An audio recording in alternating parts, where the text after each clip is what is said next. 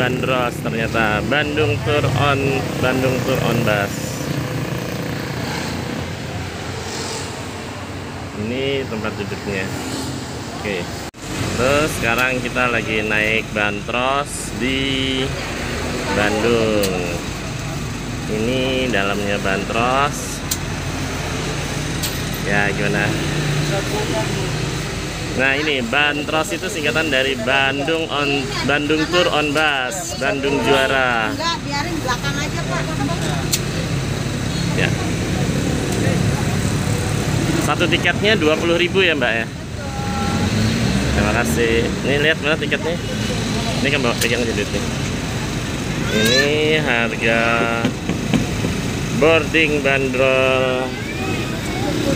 boarding pass bandros 20.000. Sekarang kita keliling kota Bandung, dimulai boarding pass bandros.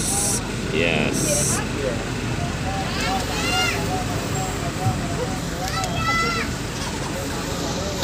Kita akan mulai jalan sekarang.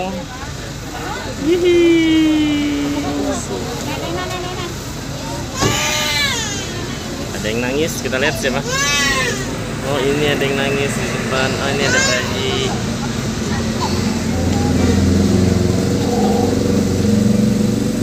Nah kita mulai dari alun-alun kota Bandung perjalanan.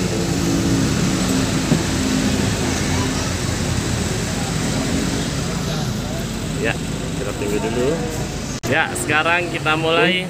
Assalamualaikum warahmatullahi wabarakatuh. Waalaikumsalam warahmatullahi wabarakatuh. Oke, pagi semuanya. Pagi.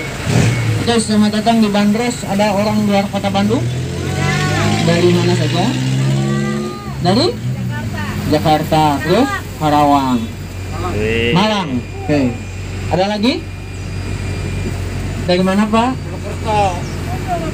Dari Jakarta juga. Purwokerto. Purwokerto. Luar biasa ya. Oke, selamat datang di Bandros sekali Dari lagi Purwokerto. ya. Bagi kalau kata orang Sunda itu wilujeng sumping Surayana. Ya, ini yang dinamakan bandros ya. Ada yang tahu apa kepanjangan dari bandros? Bandung on Tour. Ya, Bandung Tour on the Bus ya. Oh, Jadi Bandung kita Tour akan on the berkeliling Bus. kota Bandung selama kurang lebih 1 jam ke depan. Dan di sini kita tidak hanya keliling-keliling saja, kita juga bakal mengetahui ya di kota Bandung ini ada apa saja sih. Ya, bisa lihat ya. Jadi Bandung ini memiliki 4 sisi. Yang pertama adalah sisi sejarahnya. Ini salah satunya Jalan Asia Afrika.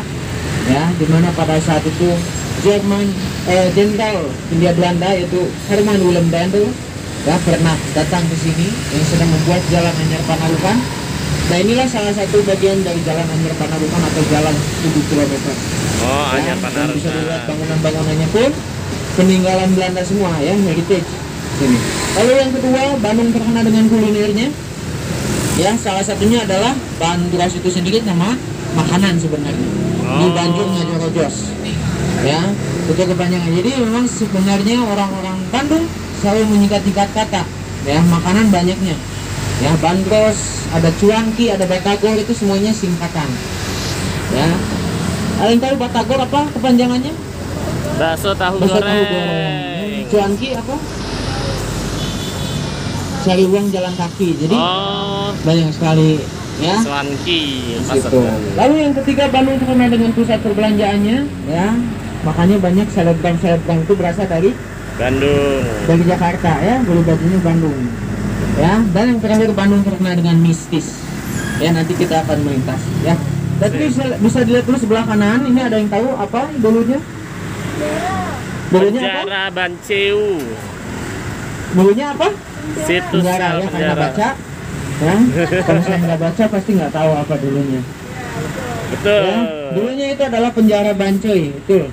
Ya, jadi pada saat itu Bung Karno pernah dipenjarakan di sana selama kurang lebih 8 bulan.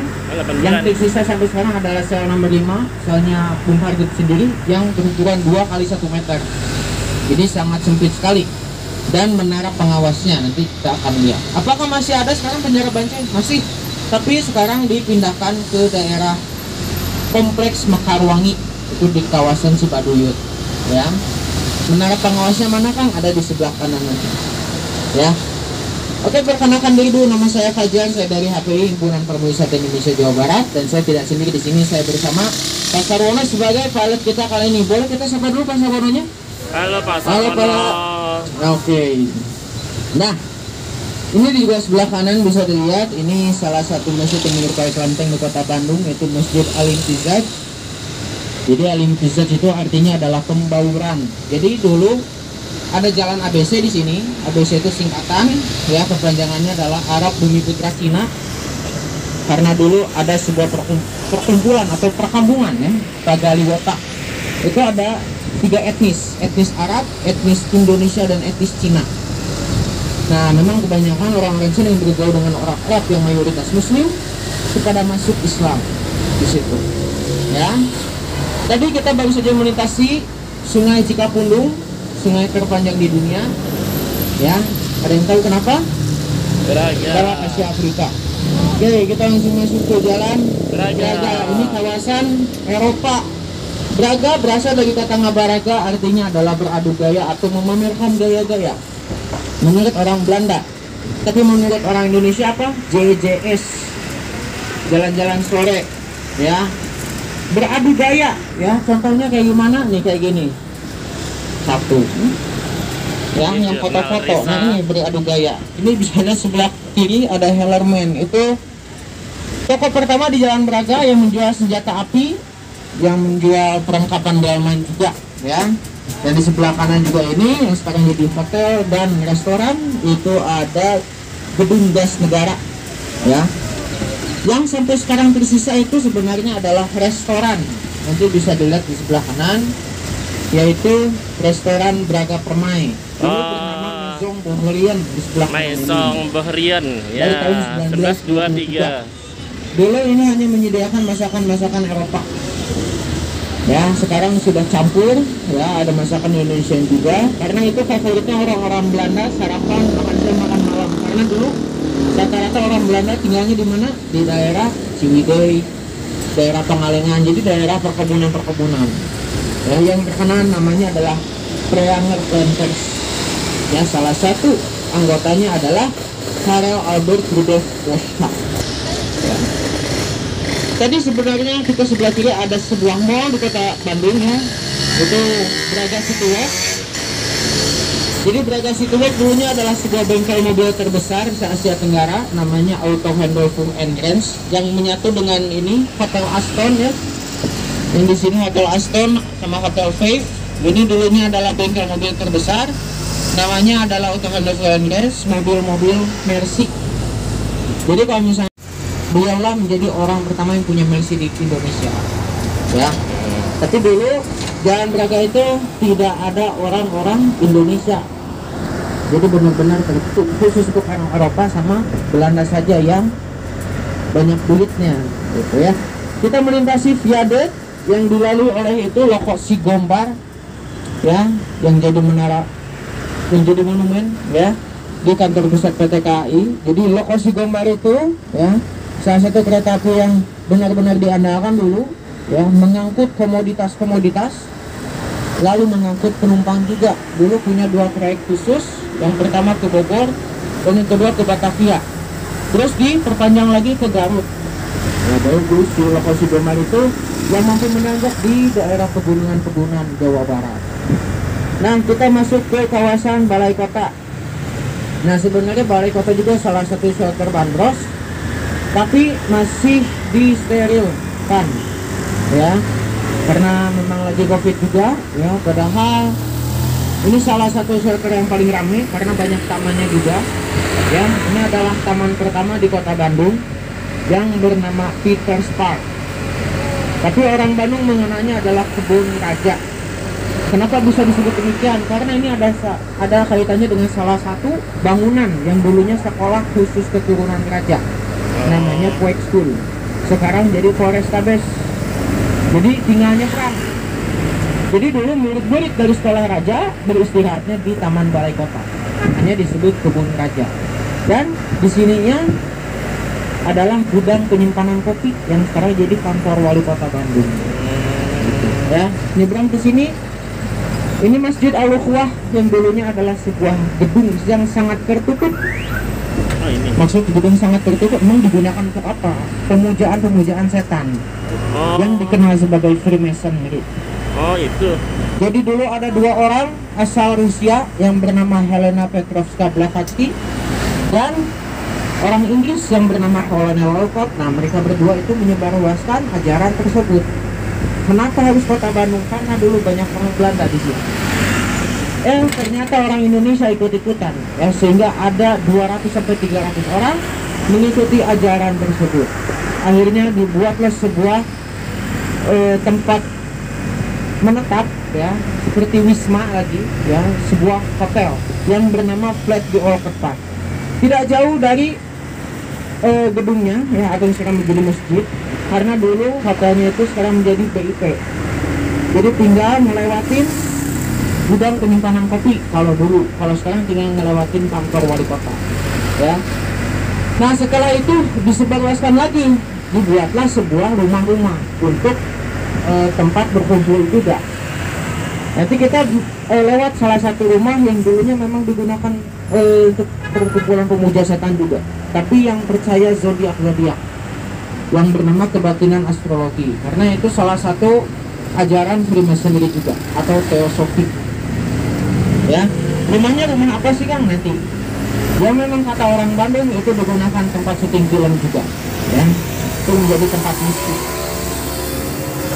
Nah, ini kita masuk ke Jalan Riau, ya, atau Jalan Laksamana Laut Bandung Edi Marta Dinata. Nah, dulu ya di Jalan Riau ini memang banyak sejarahnya juga. Salah satunya adalah kawasan militer Belanda itu berada di Taman Pramuka, itu di salah satu ruas Jalan Riau. Lalu ada kecelakaan juga di Jalan Riau, ya, yang menimpa penyanyi kita, ya, penyanyi Indonesia, yaitu Nike Ardila, ya. Tapi kalau sekarang banyaknya adalah kuliner dan tempat belanja, ya, atau factory outlet banyaknya di sini. Apapun yang jatuh, bukan cakap. Oke, nah ini kita masuk ke Jalan Dago, ya, nanti bisa dilihat di sebelah kanan. Ini ada bangunan yang unik sekali, namanya The Drickler. Nah, The Drickler ini artinya adalah villa 3 warna. Ya, villa ini dihuni oleh salah satu arsitek Belanda yang terkenal di kota Bandung, yaitu A.F. Elbers. Beliau pun, ya, mendesain salah satu hotel di kota Bandung. Itu menjadi hotel tertua, yaitu Savoy Homan. Oh.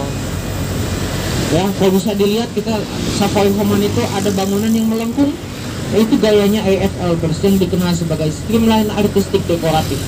Nah, setelah itu zaman Jepang itu menjadi kantor berita dan radio, namanya Radio Hashiokuyoku. Tetapi pada saat itu dimanfaatkan oleh pejuang Indonesia untuk menyebarluaskan proklamasi dalam 2 bahasa. Jadi disiarkan dalam 2 bahasa di Radio Hashiokuyoku. Makanya wali kota sebelumnya Kang Emil menyematkan menjadi nama taman di sini, Taman Radio. Ya, seminggu sebelumnya namanya Aman Rado, karena T sama ini hilang. Sekarang sudah ada, ya. Nggak tahu TI-nya kemana? Dikit loh mungkin ya. Nah, mungkin sudah ada ya. Itu. Jadi kalau misalnya dilihat di Bandung ini banyak taman-tamannya, betul. Dari dulu sebenarnya, ya. Dari dulu sudah memiliki taman-taman, tapi sekarang sudah dikembangkan lagi, sudah diberi nama, ya, sudah bertema semua. Ya, bahkan ada taman jomblo. Bandung banyak ya. Oke. Nah, Kang, Jalan Dago ini memang awal mulanya seperti apa? Yang dulunya ini hanya sebuah hutan belantara. Sekarang udah ramai. Bahkan CFD di kota Bandung itu di daerah Dago. Ya. Tapi dulu hutan belantara. Banyak dulu orang-orang Bandung yang tidak berani melintasi jalan ini. Kenapa? Ya, karena di hutan belantara itu banyak binatang buas. Lalu banyak begal juga. Dari dulu sudah ada begal. Nah, pada saat itu sebagian masyarakat Bandung tinggalnya di Dago atas, dan mereka mata pencahariannya adalah berdagang. Dan dulu pasar hanya ada satu di kota Bandung, yaitu di alun-alun, namanya Pasar Ciguriang. Nah, otomatis mereka kalau misalnya mau cari uang harus ke alun-alun berdagang. harus melintasi jalan Dago, tetapi tidak berani. Jadi harus ramai-ramai, harus bareng-bareng. Nah, gimana caranya bareng-bareng? Dulu nggak ada WA, SMS apalagi, ya. Jadi dulu saling menunggu satu sama lain dengan mengatakan daguan orang dia, yang artinya adalah tungguin saya di sini. Jadi dago itu artinya adalah menunggu. Itulah makanya dinamakanlah jalan dago. Karena dago itu sudah ditetapkan pada zaman Belanda. Seperti itu ya. Nah, ini kita sudah masuki jalan Diponegoro. Diambil dari nama pahlawan asal Jawa Tengah ya. Pangeran Diponegoro pada saat perang Padli yang menghabiskan dana sebesar 23 juta gulden ya. Salah satu komoditas di kota Bandung dimanfaatkan, yaitu kopi. Karena dulu kopi sangat mahal sekali dan dipercayakan bakal dapat membiayai perang Padli tersebut. Akhirnya apa? Kopi ditanam secara paksa atau lebih dikenal Kulturstelsel oleh pemerintah Belanda. Jadi dari dulu kopi sudah ditanam secara paksa. Makanya sampai sekarang rasanya pahit. Ya. Karena dipaksakan, tidak dari hati. Ya, kalau dari hati amis ya. Bukan karena itu, tapi ya, kenapa kopi sampai terkenal?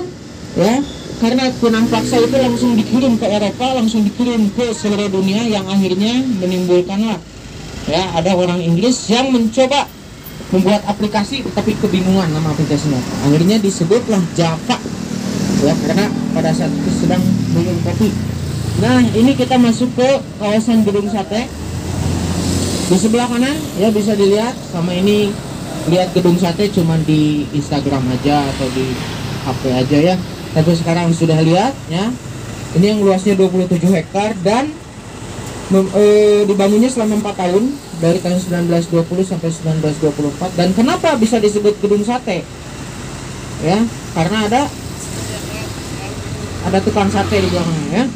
Sate Jando. Nah, itu salah satu kuliner ya terkenal. Tapi ada tusuk sate juga di atasnya kan.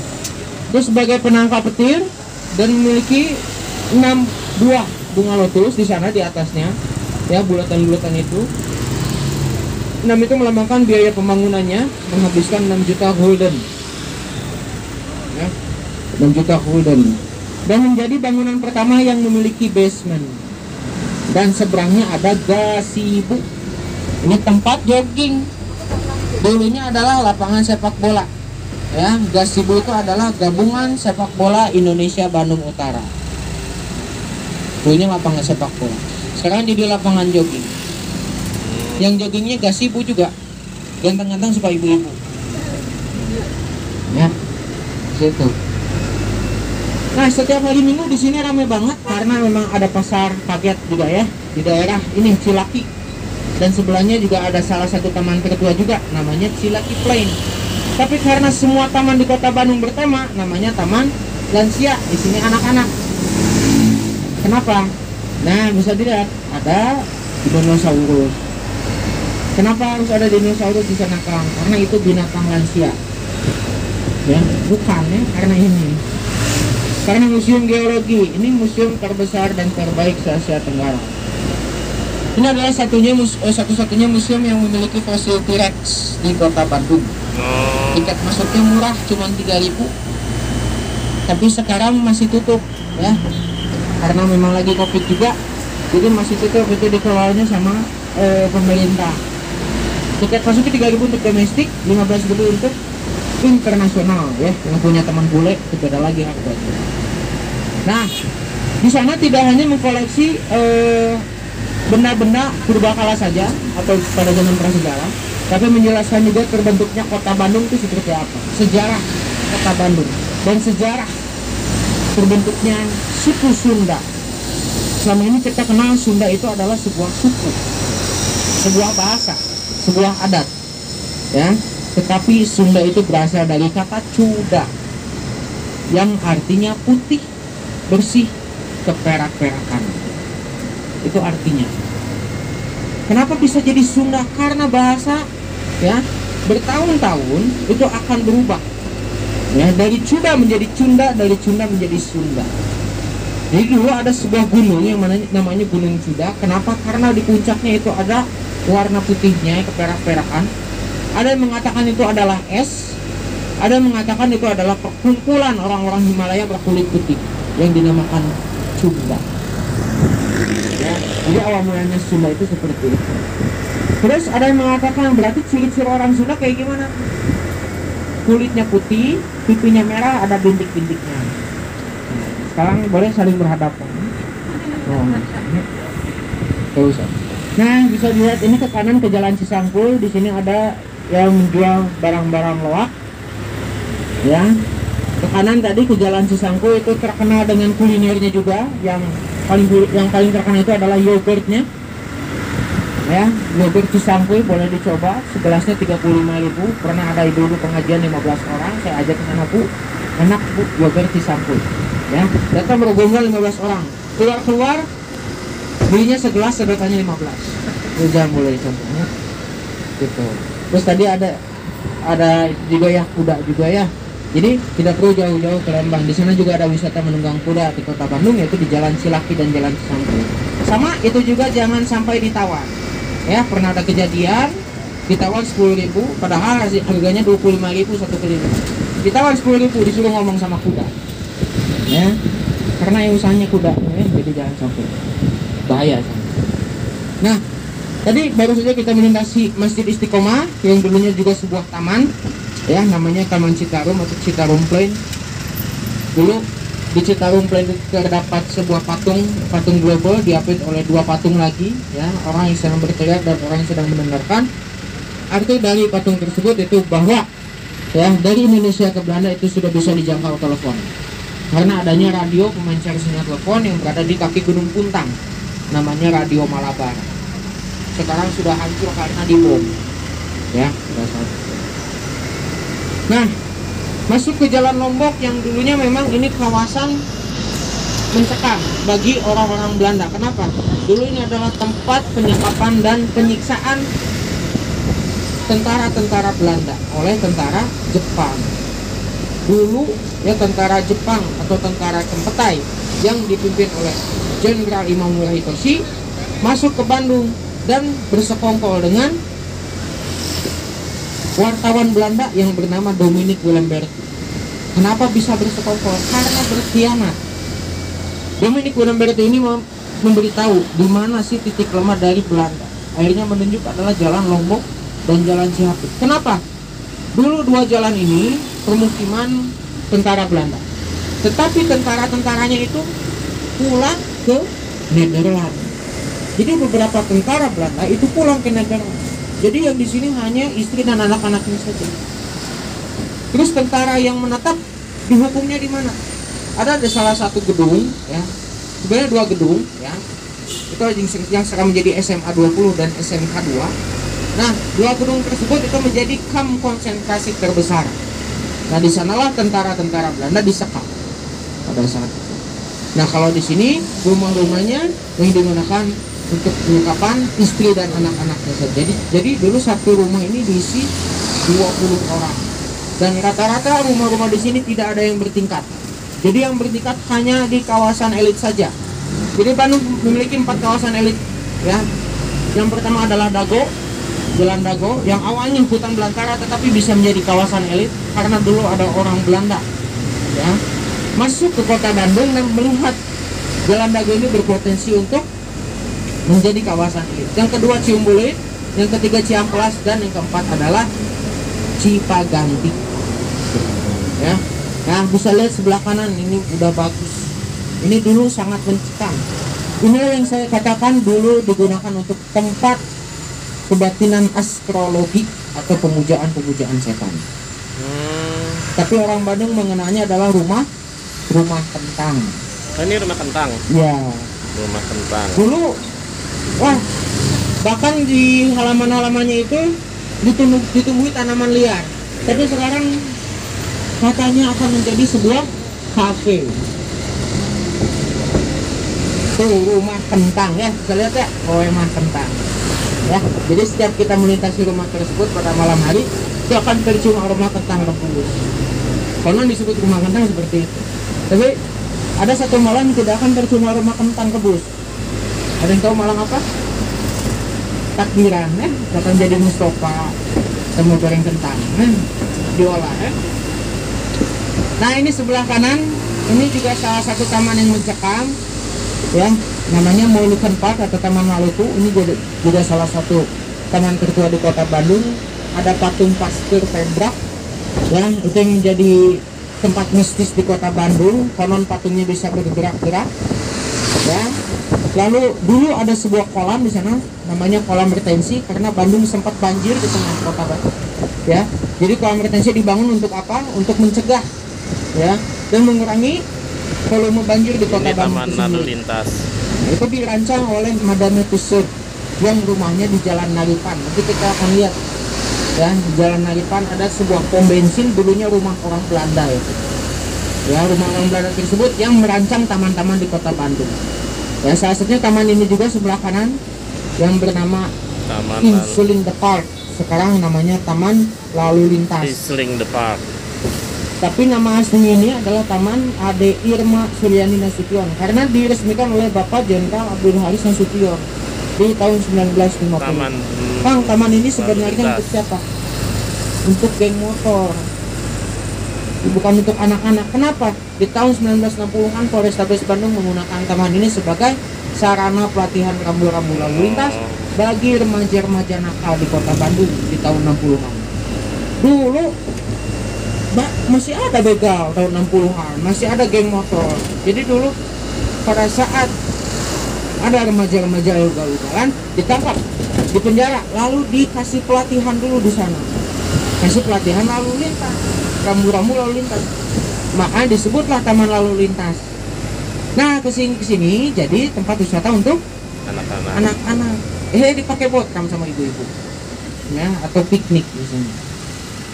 Di situ biasanya ya. Jadi itu memang tempat wisata, tapi sampai sekarang masih tutup juga ya, karena dikelola oleh pemerintah. Tapi memang tempat untuk ngabotram juga. Mungkin di sini banyak orang luar kota Bandung. Emang botram itu apa sebenarnya? Ya, mayoran atau makan bersama. Tapi botram diambil dari bahasa Belanda. Dari kata boterham artinya adalah roti lapis isi daging ham. Kok beda? Ya. Di kita adalah nama kegiatan, tapi orang Belanda adalah nama makanan yang dibawa pada saat piknik. Ya. Jadi bedanya seperti itu, boterham, roti lapis isi daging ham. Mungkin ceritanya seperti dulu orang-orang Belanda kalau misalnya mau piknik itu pasti di depan rumahnya atau di belakang rumahnya. Ya. Mungkin ada orang sudah ngelewat dan orang Belanda nawarin boterham. Oh, lagi boterham. Ya, karena lagi makan bersama juga yang disebut boterham. Bisa jadi seperti itu. Nah, kita masuk ke Jalan Tamblong nanti. Kalau ke kanan itu ke Jalan Lembong. Terjadinya pemberontakan APRA ya, Angkatan Perangkat Wadil. Di depan markas divisi Siliwangi yang sekarang menjadi Museum Mandala Wangsit Siliwangi. Ini Jalan Lembong. Yang dulu dipimpin oleh Letnan Adolf Lembong. Makanya dinamakan Jalan Lembong karena beliau ditembak oleh Kapten Raymond Masjid Lao Tse. Ya, ke kiri ke Jalan Sekeran tadi. Nah, ini Jalan Tamblong diambil dari nama orang Cina yang pernah tinggal di kota Bandung. Orang Jalan pertama, Tamblong. namanya Babah Tamlong. Konon tinggalnya di sini. Yang sekarang rumahnya. jadi PT Rasa. Ini salah satu PT Rasa. es krim terkenal di kota Bandung. Mungkin Jakarta punya Ragusa, Bandung punya PT Rasa. Ya. Yogyakarta punya Tempo Gelato, Bandung punya PT Rasa. Tapi harganya memang lumayan ya, sampai 50.000. Tapi bukan di kons, bukan di cup, tapi di piring disajikannya. Ya, 50.000. Dulunya memang adalah sebuah toko kue namanya Cake Case yang paling terkenal di sana lapis legitnya. Sebelumnya lagi rumahnya Babah Tamblong. Tapi kenapa bisa dinamakan Jalan Tamblong? Apakah karena beliau hanya tinggal di sana? Bukan. Karena dulu ini daerah kumuh. Daerah kumuh mengajak ya keluarga besarnya, 6 keluarga datang ke sini dan menetap di sini dan melestarikan jalanan Tamblong. Makanya disebutlah Jalan Tamblong. Ya. Oke, tadi ada pom bensin, nah itu dulunya rumah orang Belanda. Ya, yang merancang taman-taman di kota Bandung salah satunya tadi Taman Maluku, terus ada Taman Balai Kota juga yang dirancang oleh Madani Tusuk. Ini juga sebelah kanan salah satu hotel tertua di Kota Bandung, ya. Jadi hotel tertua ini menjadi hotel tertua kedua yang bernama Grand Priangar. Awal mulanya hanya sebuah toko kelontong yang bangkrut, namanya Toko Sim. Nah, Toko Sim ini bangkrut lalu dibeli oleh orang Belanda bernama Van Dicker Oom. Jadikanlah sebuah rumah singgah. Dulu hanya homestay. Homestay untuk siapa? Priangar Planters tadi. Homestaynya di sini sambil ngopi. Kalau teh beda lagi. Kalau mau ngeteh ke Jalan Dago, namanya di Dago ada Dago Tea House. Itu untuk bangsawan-bangsawan Belanda minum teh. Kalau di sini ngopinya. Kenapa bisa disebut Priangar? Karena orang Belanda nggak bisa ngomong Priangan. Karena Bandung dulu namanya adalah Priangan. Priangan. Ya, ini tahun 1898 lalu renovasi tahun 1929. Ya, selamat pagi buat bapak, ibu-ibu, pengunjung dan Asia Afrika. Nah, ini titik kilometernya yang dulu ditancapkan oleh Herman Willem Daendels. Yang saya tadi katakan dulu sedang membuat jalan Anyar Panarukan sampai sini di tanggal 25 Mei 1810 dan bertemu dengan Bapak Raden Adipati Wiranata Kusuma II, tuh yang pakai belangkon, yang dulu menjabat sebagai Bupati Bandung. Karena dulu Bandung adalah kabupaten, yang sekarang pindah ke Soreang, ini jadi kota Madu. Itu dulunya adalah kabupaten. Ya. Dulu Daendels berkata kepada Bapak Raden Adipati dengan mengatakan, pastikan kalau saya datang lagi ke sini, ini sudah menjadi sebuah kota. Karena dulu ibu kotanya di mana? Di Krapyak, yang sekarang namanya Dayakolot. Kenapa dipindahkan? Karena dari dulu Dayakolot sudah banjir. Gitu ya. Ini hotel tertua pertama yang tadi didesain oleh A.F. Albers, ya, ada bangunan lengkungan-lengkungannya, Savoy Oman, dibangun tahun 1870 dan renovasi tahun 1921. Salah satu artis pernah menginap di sana, yaitu Charlie Chaplin, ya, bukan Van Houten, tahun 40-an, ya. Nah, ini Warno is the Place, dan seberangnya ada Gedung Merdeka yang dulunya adalah tempat dugem untuk orang-orang Belanda. Namanya Society Concordia. Hiburan orang Bandung di mana? Oh, belum pada ada, ya. Jurik-jurik biasanya di sini banyak kan. Nah, ini lagu dandang. Gitu. Ya, di sini banyak cosplay ya. Dari mulai hantu anime, ya, lalu ada robot-robot, bahkan ada Romeo Juliet juga, ya, yang pacaran maksudnya. Ya. Nah, kita suruh masuk ke alun-alun kembali, ya.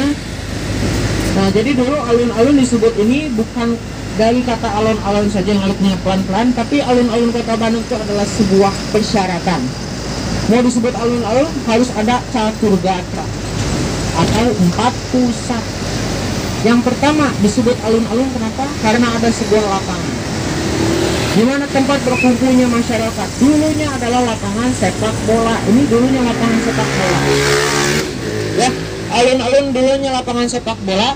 Gawangnya tadi halte Damri sama halte Bandros. Tetapi di sana tidak bertahan lama, yang akhirnya pindah ke Gasibu, itu menjadi tempat latihan memanah. Lalu menjadi lapangan umum. Lalu yang kedua adalah penjara. Tadi penjara Banceng, itu tempat ditahannya kolonial-kolonial. Ya. Tapi pada saat itu penjaranya dipindahkan, akhirnya alih fungsi menjadi sebuah tempat ibadah. Kebetulan yang paling dekat adalah Masjid Agung. Dulu disebutnya Masjid Bawang. Kenapa? Karena kubahnya berbentuk bawang. Ya. Tetapi tidak hanya masjid saya yang paling dekat di sini, ada juga gereja. Tapi gereja lagi baru-barunya, namanya Gereja Rehoboth dan Vihara Satya Budi. Itu menjadi vihara tertua di Kota Bandung yang berada di Jalan Cibadak dan Klenteng. Nah, Cibadak Klenteng itu adalah daerah Pecinan, ya, daerah Pecinan, di mana dulu orang-orang Tionghoa yang mengungsi ke Kota Bandung pertama kali di tahun 1880-an itu adalah ke Jalan Cibadak dan Klenteng ke kanan. Yang sekarang memang terkenalnya dengan kulinernya di Jalan Cibadak itu. Nah, ke sini ya. terkenal dengan kulinernya, tetapi memang beberapa makanan mengandung B2 karena memang Tionghoa ya di sana. Gitu. Dan timbullah istilah Cimoa. Ada yang tahu apa arti Cimoa? Cibadak Mall yang menjual baju-baju bekas. Nah, sekarang Cimoanya di Gede Bage ya. Lalu yang ketiga itu adalah kantor pemerintahan. Tadi kita naik bandros, depannya ada gedung putih. Itu dulunya kantor Bupati Bandung. Yang dalamnya dulu ada sebuah kolam besar namanya Balong Gede, makanya ada jalan Balong Gede. Ya, itu dulunya kantor Bapak Raden Adipati Wiratakusuma II. Dan yang terakhir adalah pasar yang bernama Pasar Ciguriang tadi, orang-orang Dago yang berdagang di Pasar Ciguriang. Dulu pasarnya di sini, yang sekarang jadi Jogja Kepatihan. Ini tadinya Tetapi pasar Ciguriang itu tidak bertahan lama, ya, karena dulu dibakar oleh orang Cina. Namanya Munada. Munada itu sebenarnya adalah Juragan Delman, ya, Juragan Delman. Tetapi tidak dipercayakan lagi karena membakar pasar Ciguriang yang berkhianat kepada asisten presiden legal. Makanya dibangunlah sebuah pasar yang baru. Makanya sampai sekarang namanya Pasar Baru. Jadi pasar baru itu sudah ada di tahun 1905. Jadi sudah 1 abad lebih. Ya. Oke, sebentar lagi kita akan sampai. Saya ucapkan terima kasih untuk Bapak Kang Tete dan adik-adik sekalian ya. Terima kasih Saya ini banyak. bukan seorang guide, sebenarnya saya seorang babysitter. Kenapa? Buat orang tertidur. Nah, oke. Sekali lagi terima kasih ya, hati-hati di jalan dan sampai jumpa lagi di lain waktu. Selamat pagi, assalamualaikum warahmatullahi wabarakatuh. Waalaikumsalam warahmatullahi wabarakatuh. Nah dulu malah biar jangan biar. Halo, jadi tadi kita udah naik bandros keliling kota Bandung dan mengenal riwayat kota Bandung. Oke, sampai situ dulu. Jangan lupa untuk subscribe dan like-nya. Oke.